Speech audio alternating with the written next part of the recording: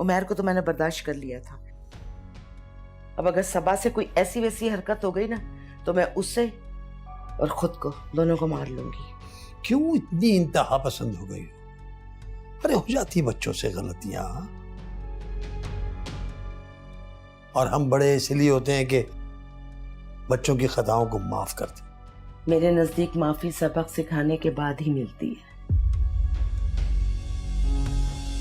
बस मैंने फैसला कर लिया है, 2-4 दिन में कोई अच्छा सा लड़का देखकर सबा की शादी कर दूंगी।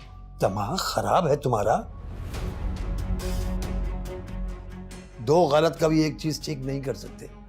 पर कहां से मिलेगा लड़का?